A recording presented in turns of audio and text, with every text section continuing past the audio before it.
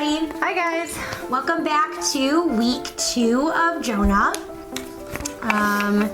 So you want to dive right in? Do you have any overall thoughts, or should we just go into week 1? Week 2, day 1. We could probably just jump right in. Okay, so week 2, day 1, we were supposed to read Jonah 1:11 through 13. And so I believe this was on the part where the sailors were praying to their gods, right? Yeah. So anything on the first page for you? I think for me, because I know in Jonah, so I'm probably going to just turn to chapter 1 and look at the verses just to make sure. I was not as prepared as you. What do you mean? We're all prepared. I didn't turn there, okay. Because they were, hey, what should we do about this? Because of the storm and everything. And they're like, well, what should we do? To you, what should we do to you? And he's like, just throw me overboard. It's so funny, too. And I'm like, what? It's the most random thing. I know, throw me overboard. That'll make it better. As long as I'm not in the boat, you know? Because, maybe that was his process. Maybe he's like, the storm is here because I'm in the boat. So just throw me overboard. Yeah. It still seems odd. Yeah, it's just like that. So the very first, there was a little spot that I underlined. It says, Jonah has come to terms with the fact that he is in the wrong and that his sin is the reason that this calamity has come upon him and his company. Jonah rightly recognizes that his sin merits God's wrath, and so he believes that the only way for the sailors to be spared is for Jonah, the sinner, to be destroyed. So, kind of along the lines of what you were saying, but this part just boggles my brain. I'm having a hard time comprehending it. Not because it's difficult to understand, it's just, I don't get it. Right. I don't get the mindset of Jonah in this one particular moment.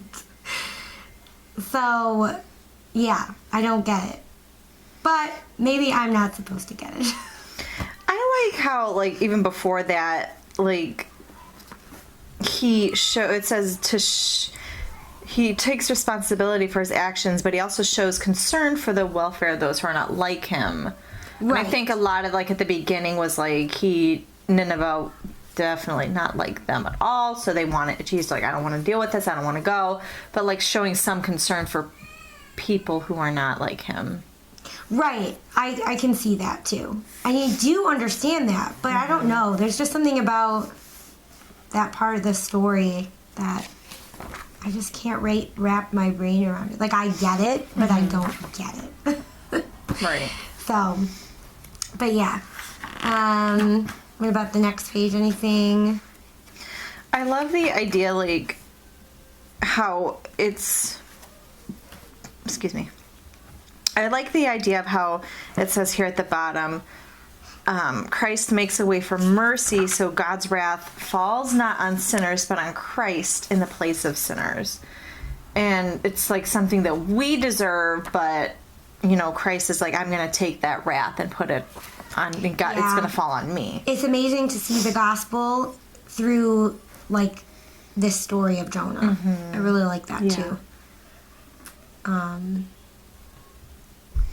Kind of what you were saying, too, on this page, it talks about Jonah showed no regard for the well-being of others, whether it be the Ninevites or the sailors, but it is they who work to prevent harm from coming upon Jonah, right? Because the sailors are okay, well, now we're going to pray. Yeah. And then it was they said possibly at the expense of their own safety. Right. So. And God, used the storm to not only get Jonah's attention, but to also show himself to those who did not believe in him. Yeah, I love that about and this. It's sometimes we do that. It's we run away from God's plan, or we get into storms, and it's frustrating for us, but it's God's using that to change us and also to show who he is to others around us too. Yeah, I really love that about this too, because I'm like, even though Jonah ran from the Lord still used his disobedience to show himself, like his glory, to these other sailors. I liked that a lot. Yeah. So, I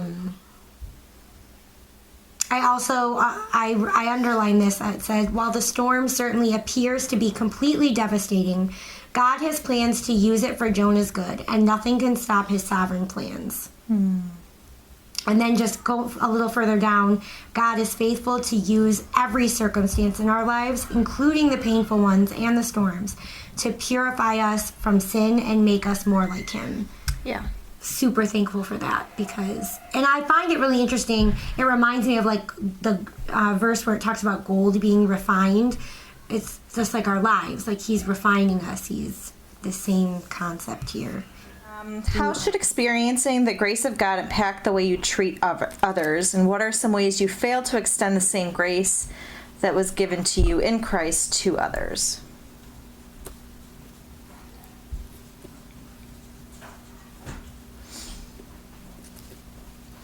I guess for me it's hard because especially you look at the world today and you see all the craziness and you're like, well, I don't want to love those people because of what they're doing, but God loves them and we were just as bad, before we were saved. So, I mean, we see those people as God sees them, as they're lost and they need Jesus. Yeah. So they need a savior. And I think too, we may be the only Jesus they see. right. So if they've never read the Bible, we might be the only thing of Jesus that they see. Or maybe they had a bad experience with somebody and they just have a wrong assumption about Christianity, because there are Christians who are not Right. showing Christ. Yep. So I agree.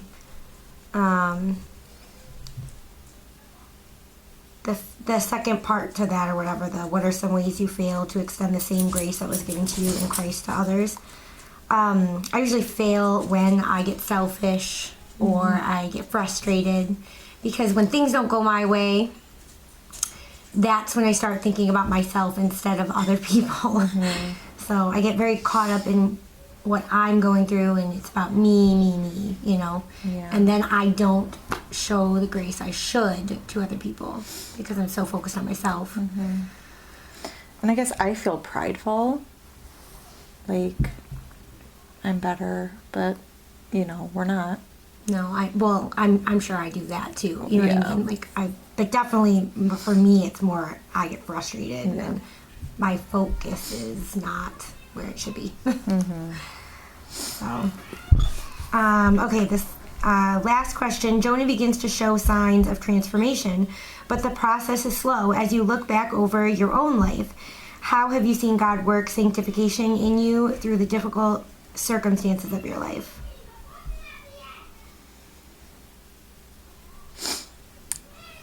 I know, especially over the last several years, it's like I've seen him work on me to love him more and to want to spend time with him more and just to see him more, because I used to just like read the Bible and be like, okay, I'm done. Like it wasn't even a thought. Like I just did it to do it. I didn't really care about it. It was like a checklist. It was a checklist. Yeah. And now it's just like I want to do it. I enjoy it. I'm seeing God more in ways that I never did before. And it took like 20 years? Not 20 years. About 10-ish years maybe to actually get me to a point where I love, I actually really, really enjoy reading it. Now, not that I wasn't a few years ago, but it's so much more now. Different, right. It's been building and building the past few years, but like 15 years ago, no way. Yeah, It was just a checklist. It's just, right, it's growth, right? You can see the growth. I think God grows us through hard things. I mean, I feel like I grow even in like the normal joys of life also, but like through some of the harder things, you see God differently, and so the growth is different. Yeah. I think that makes a difference too. So, all right. So we ready to go to day 2? Yes. Okay. So, continuing on through Jonah, we were reading Jonah 1:14 through 16. I love that they break down the reading into just like too. such small sections, especially like with Jonah, it's so small anyway. Right. But like, I like that you're just honing in and focusing on some like sections of, you know, so this one was only like a couple verses, but I just loved how this whole thing pointed to the gospel. Like, you know, they wanted to keep Jonah safe, even though Jonah told them to throw him overboard, and they were trying on their own strength to save him, and they were getting absolutely nowhere. Right. And then they turned to the Lord and were like, okay, don't put this sin on us or whatever, you know, and they threw him overboard. But, you know, it's like when it points to the gospel, it's like people are trying so hard to get to heaven by doing the right things, by keeping the law, whatever it takes. But it's like there's no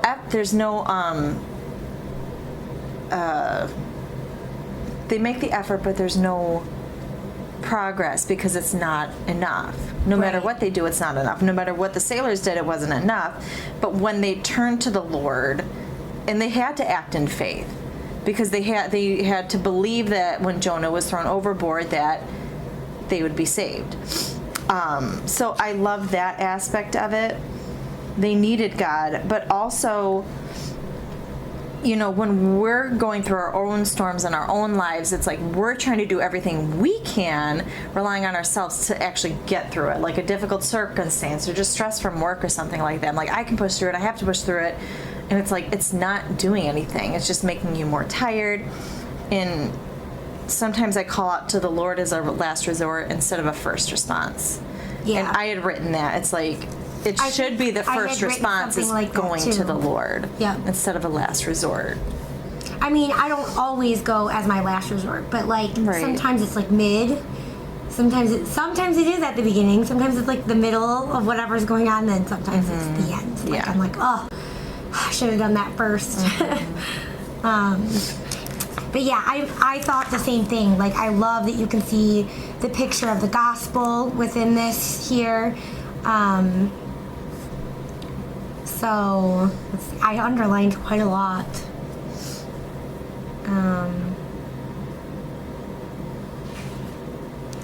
I mean, I love that they mentioned here that their fear has found its proper place as they revere the Lord God, evidenced by sacrifice and taking vows. Actions indicative of those whose hearts have turned to fear the Lord. So like they were so afraid of that storm, and then the minute they turned and they threw Jonah, I mean, I wouldn't want to throw somebody overboard. Like, that had to have been scary. Right. And then it was like they placed that fear that they had in the Lord and was obedient, and their fear then got placed into the correct place. Not in the storm. They weren't afraid of that anymore. They were like, okay, do the right thing. Yeah. So I also love this next part. It says, God shows himself to be a God who brings people into his family. Jonah believes that salvation should be only for himself and his people. When God sends Jonah to bring his word to the Ninevites, he runs away. But unbeknownst to Jonah, God in his sovereignty sends him to these pagan sailors so they might fear the Lord. And then they come to fear the Lord not only because he rescues them from the storm, but because he sends the storm in the first place. God graciously interrupts the rhythm of their lives with hardship so that they might clearly see their need for him. So I just thought, how often do we see Jesus in our chaos? Right? Same concept. Like, I think I just mentioned it. Like, I see God sometimes more in my, the hard things of life. And I grow differently than, through the joy and stuff. So I really like that. Anything that you want to go over some of the questions, or should we move on to day 3? I think, well, and one of the questions it answers it in this paragraph in the book, but I like what it says. You may not understand why God has sent a storm into your life, but you can be sure that God is transforming you into his image in the midst of every one. No matter how confused we may be about the circumstances of our lives, our response to each storm should be to turn to God. He is our hope, he is our comfort, he is our joy and our peace in the calm and in the storm. And I like that, quoted from the book, because that's the truth that encourages us in the storms of our lives.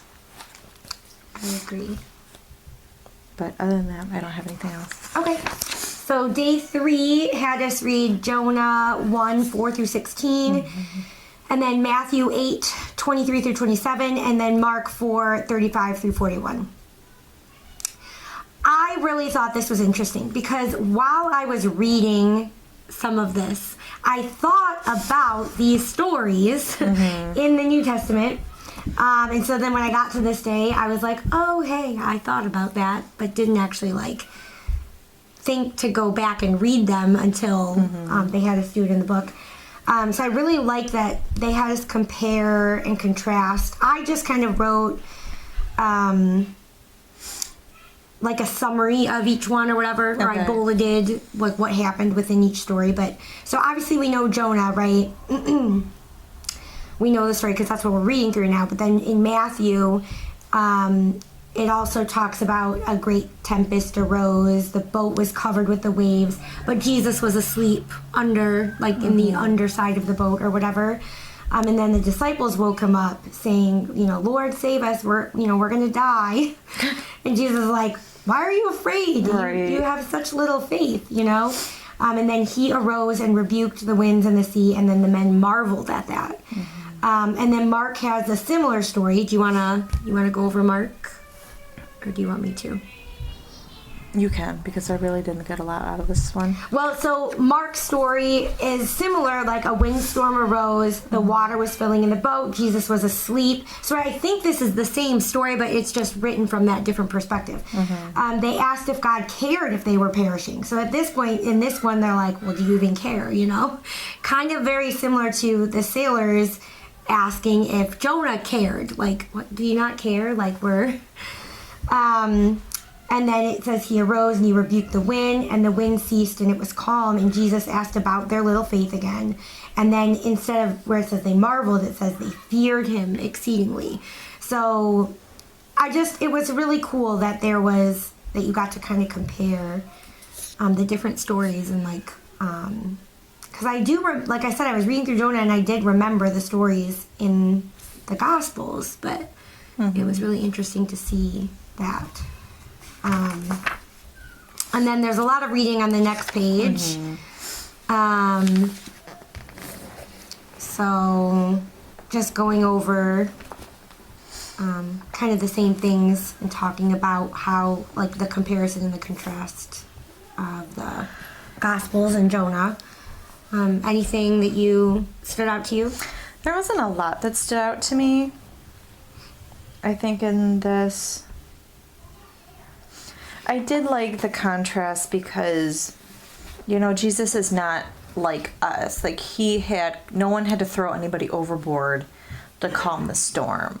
Right, he was able to just Jesus do it. was the one who calmed it, instantly. Yeah. And that shows, placing the faith in God, because the disciples were trying to do everything on their own, and then they turned to Jesus, Right, just like the sailors. Yeah.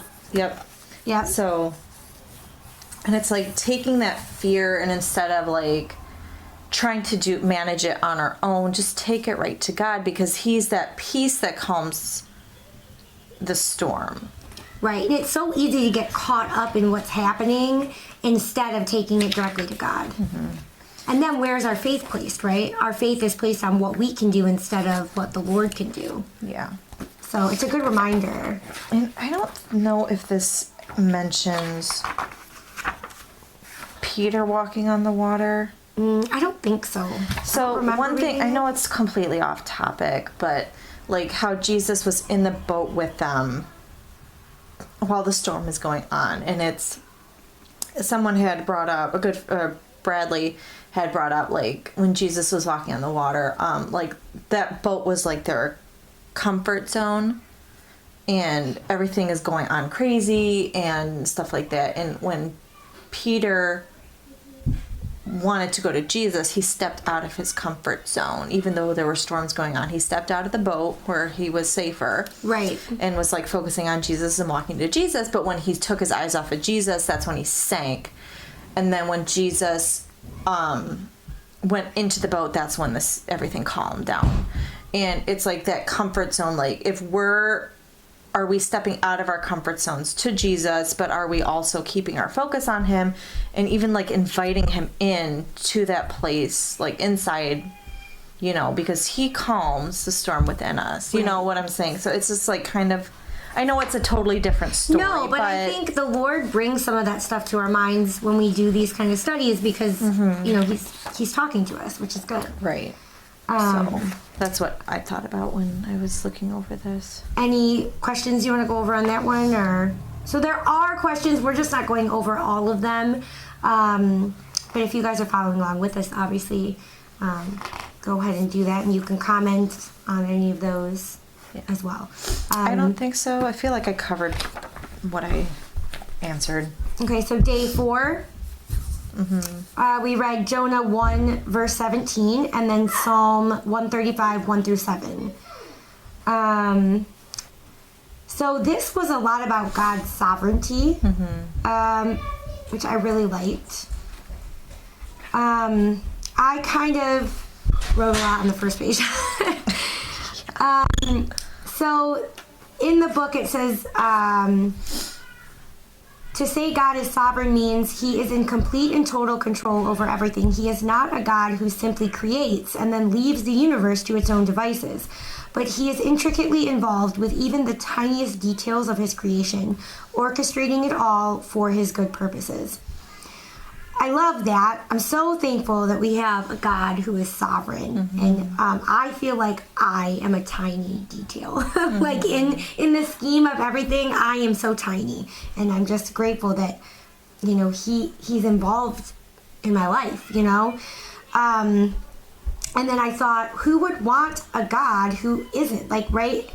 He doesn't just leave the universe to its own, you know, like, because there's a lot of people who talk about a God who just, bam, we're created and then just leaves us alone. Why would we want a God like that? Like, we have a God who cares and, like, is concerned about just the minor details, you know? And he, like, even with, like, Jonah, 3 days and 3 nights, like, that probably was what the time frame to get to Nineveh was, I think.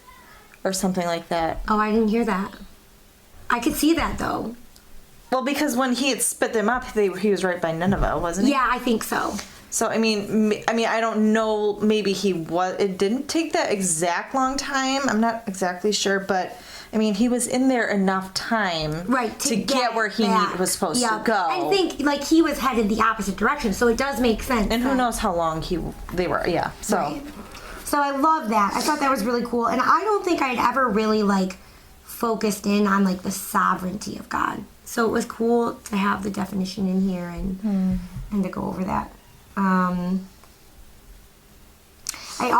They mentioned here, he does all that he pleases.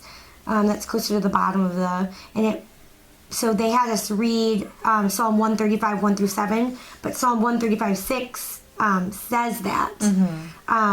And so I just made a note of that because I thought it was a good point to reference.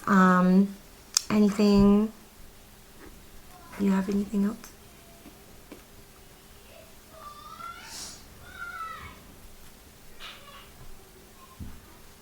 Not really. I kind of, I guess to close it up, I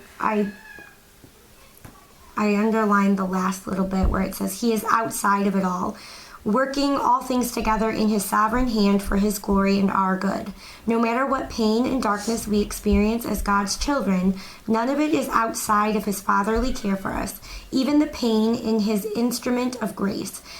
And that particular, like the very first part of it, reminded me of Romans 8:28, where it says, and we know that all things work together for good to those who love God, to those who are the called according to his purpose. So that just brought, like, it made me think of that verse, and so I made a note of that in here. What about the questions? Anything? You know, I love how he's involved with all of his creation. Like, he has control over all of it. It's not just in chaos.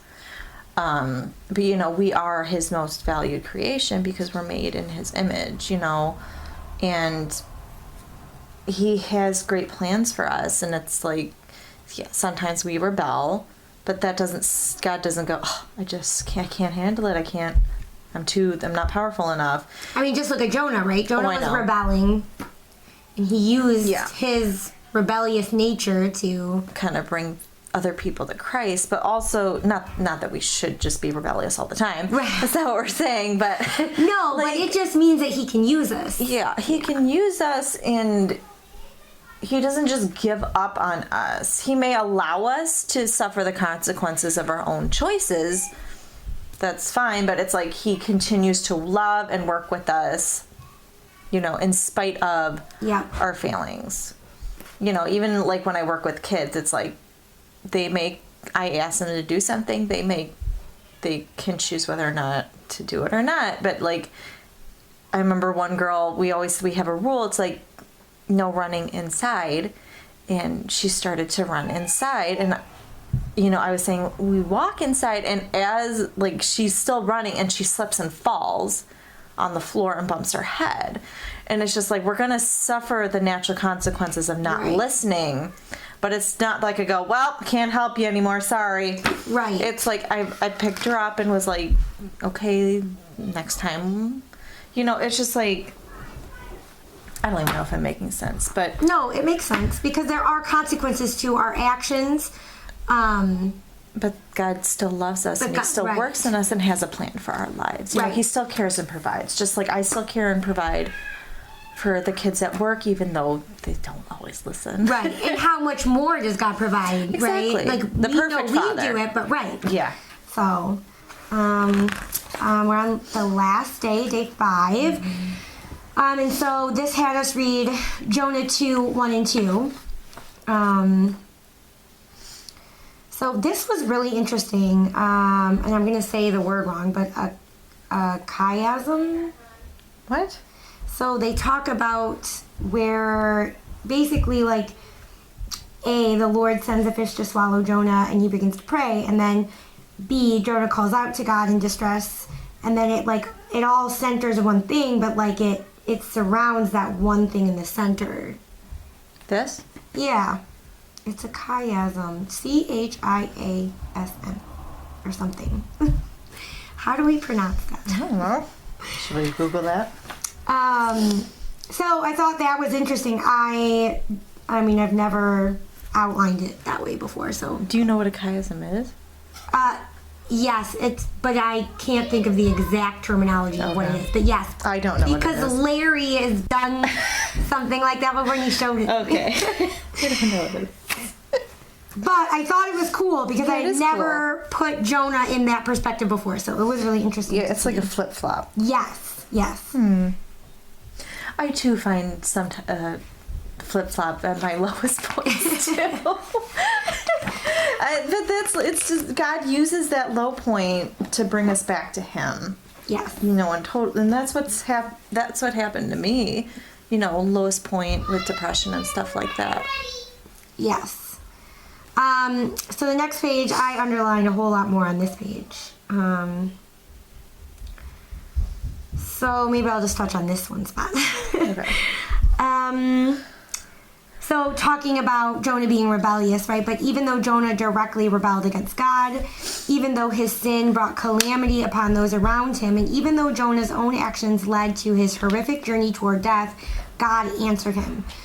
And so I also just made the point, which we kind of talked about already, but that God still used him, right? So even when I mess up, God can still use me too for his good and for his glory. Yeah. And I'm just thankful that God's patient with me and he loves me, that, you know, enough to work through my messes, because I mess up a lot. Me too. So I liked that, because I think within these particular parts, it was just that it was 1 and 2, right? He answered, he cried out, Jonah prayed to the Lord, and God answered him and he heard him. Mm-hmm. And so it's just a comfort to know that God answers us and he hears us. I love here it says in the book, God's mercies are not limited by our inadequacies. And like, you know, God is not limited to our failures, whatever. His mercies are set because of who he is, not by what we do. Right. You know, not by what, you know, and I love that. You know, you're saying, you know, he hears us even when we do stupid things. I know. So, what about, you want to go over any of the questions? Well, and when it says, like, what does today's passage reveal about God, just like how compassionate and loving and merciful he really is. And even when we mess up, he wants us to come back to him. It's not like he pushes us away and then doesn't want us to come back, but like he wants us to come back to him, you know, and try again. And it's like, it's never too late for anybody. No, and I think we get afraid too sometimes. Right. Like, we are fearful to lean on him when we make those mistakes. Right. But, like, who do you want to go to the most? Like, if you're a child, who do you want to go to the most? Usually you want to go to your parents. Same concept, like the Lord wants us to come to him. Yeah. So, I think, too, like, he wanted Jonah to come to him first. But Jonah ran away. So, like, there's this... You can see it throughout the story that God is chastening Jonah. Yeah, and he's pursuing him. He's not like, but, you know. Even in the disobedience. Yeah. So that just shows, like, when we're disobedient, God just doesn't say, oh, forget you. Oh, forget it. Yeah, he says, no, I'm going to chasten you because I love you. Yeah. Right? The discipline. Yep. So then the reflection, which we kind of just went over everything. Yeah, I know. It's just like one big smush of everything we just went over. Yes. So, which I love the reflection. It's always good to go back, right? Especially if you're doing you it. can go over, like, how should we respond to this passage? Oh, yeah, we can do that. Because that's something we didn't really discuss. I really have been, I need to stop running from God or hiding from him about certain things and just trying to do everything on my own, because I think in the last few weeks, I have been like trying to do it all myself, managing. I don't want to, like, I messed up in this, I messed up in this, that, oh, I did that, I wasn't supposed to do that. Yeah, my thought was running to him first, because I don't go to him first all the time. Yeah, I also need to start doing that. Yeah, I don't do that enough either. All right, so thank you guys so much for going through week 2 of Jonah with us. And so we look forward to doing week 3 with you guys. Any questions or comments, just shoot us a message, and we'll see you next week. All right, bye. Bye.